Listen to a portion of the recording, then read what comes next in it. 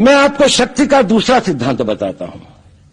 मुझे नहीं मालूम कि यह सिद्धांत मुझे बताना चाहिए या नहीं, मुझे यह भी नहीं मालूम कि यह सही है या नहीं, लेकिन क्योंकि मैं इसको मानता हूं और मुझे मालूम है कि इसके बारे में कई लोग जिनके हायर मॉरल वैल्यूज हैं शायद न भी समझते हो या न भी वो रखते हो, लेकिन एक मेरा विचार है, चाहे तो इस पर विचार करें। सब नहीं तो कुछ न कुछ लोगों को शायद इस विचार से कुछ सोचने की और कुछ करने की प्रेरणा मिलेगी।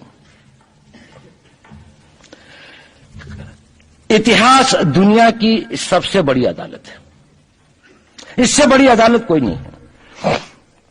सुप्रीम कोर्ट में क्या हुआ, हाई कोर्ट में क्या हुआ, लड़ाई के मैदान में क्या हुआ, इलेक्शंस में क्या हुआ, ये सब बातें आती हैं चली जाती हैं, बाद में रह जाता है केवल इतिहास।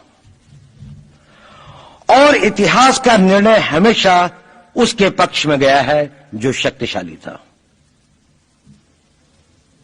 इसने कभी उसका साथ नहीं दिया जो न्याय के साथ था, जो सही था। अगर ऐसा होता तो दिल्ली में बाबर रोड होती है, बाबर रोड है लेकिन राणा सांगा रोड नहीं है, क्योंकि बाबर आया, विजयी हुआ, राणा सांगा हार गया। भारत की हिंदूशाही किंगडम अफगानिस्तान से होती सिकुड़ती सिकुड़ती सिकुड़ती यहां तक नहीं आ जाती। हमने किसी पर आक्रमण नहीं किया, हमने किसी के जीवन मूल्यों को नष्ट नहीं किया, हमने किसी के धर्म ग्रंथों को और धर्म स्थानों को नष्ट नहीं किया। शायद हम न्याय संगत थे, शायद सत्य भी हमारे पक्ष में था, लेकिन शक्ति हमारे साथ नहीं थी। इसलिए इतिहास ने हमें उसकी सजा दी। इतिहास ने हमेशा उनको सजा दी जिन्होंने विचारों को कर्म से और न्याय को शक्ति से अधिक महत्व दिया।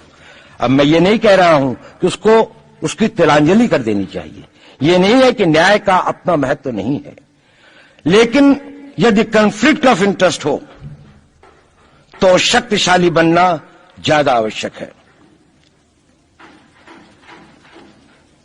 भारत धर्मगुरु भी तभी बनेगा जब एक शक्तिशाली भारत का निर्माण होगा। जिन लोगों ने भारत के ऊपर आक्रमण किया, भारत के ऊपर राज किया, इस प्रकार से राज किया कि राज करते वक्त, जाते वक्त अपने गुलामों से कह दिया कि तुम राज कर लो, हम तो जा रहे हैं, तो यहां पर गुलाम वंश भी बन गया। अगर हम लड़ाई के वॉरफेयर के उसूलों से देखें कि किसी भी राष्ट्र की जो कॉम्प्रिहेंसिव स्टेट पावर होती है, किन चीजों से वो लड़ाई लड़ता है, किसको हम कहते हैं कि ये शक्तिशाली है, दूसरा शक्तिशाली नहीं है, क्या वो अव्यय होते हैं उसके, क्या घटक होते हैं उसके। तो भारत के पास जनशक्ति, धन शक्ति, ज्ञान की शक्ति, टेक्नोलॉजी की शक्ति, और जिन लोगों ने आक्रमण किया उनकी शक्ति को अगर हम ये देखें तो शायद 1 और 1000 का अनुपात भी नहीं होता। लेकिन उसके बाद भी हम वो नहीं कर पाए। और ये प्रश्न भी किसी ने पूछा, उस पर मैं आऊंगा बाद में। निवेदिता जी ने उसका बहुत अधिक उत्तर दिया, बहुत अच्छा उत्तर दिया था कि क्या कारण है कि इसके कारण भी हम लोग इस लड़ाई में इतिहास ने हमारा साथ या हमारे पक्ष में न्याय नहीं दिया। क्या कारण है कि कश्मीर में हम लड़ रहे हैं, जिन्होंने हमारे ऊपर आक्रमण हो रहा है, हमारे ऊपर बाहर से लोग आकर वायलेशन हमारे बॉर्डर का करते हैं, इन्फिल्ट्रेटर्स हमारे यहां आते हैं, जबकि पूरा का पूरा कश्मीर भारत का भाग है, अभिन्न भाग है। कानून के अनुसार वहां के राजा ने यह हस्ताक्षर किए, हमें दिया।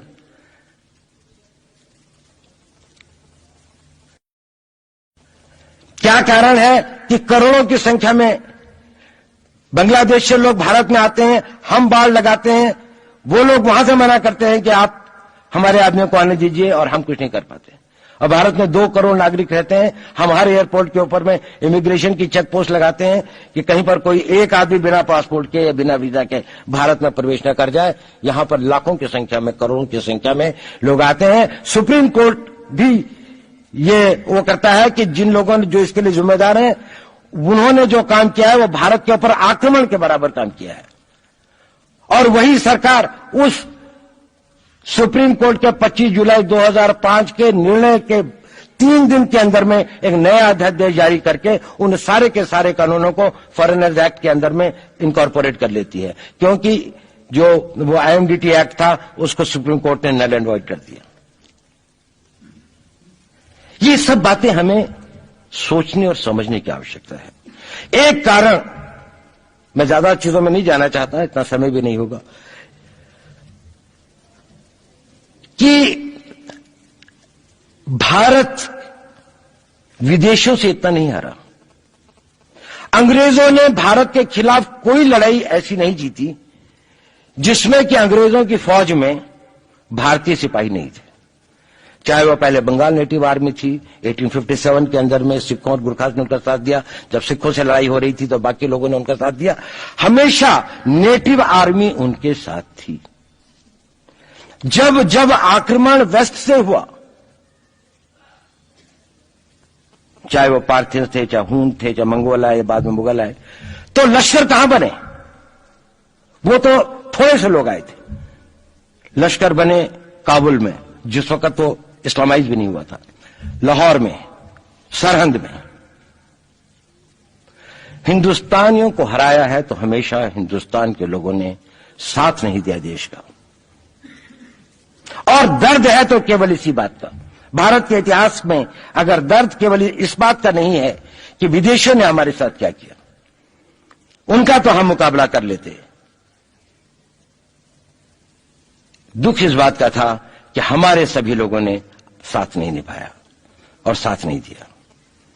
और इसकी फीलिंग आज भी मुझे इस देश में होती है।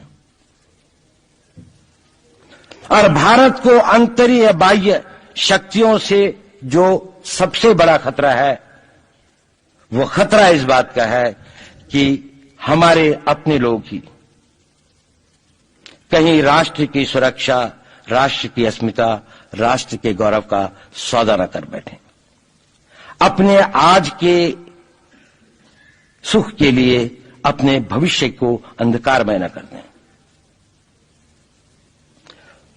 और इसके लिए जो जागरूकता चाहिए, इसके लिए जो ताकत पैदा करनी है, वो ताकत केवल समाज के अंदर भी पैदा की जा सकती है। उसको केवल आप लोग कर सकते हैं। वो केवल आज की युवा शक्ति ही कर सकती है।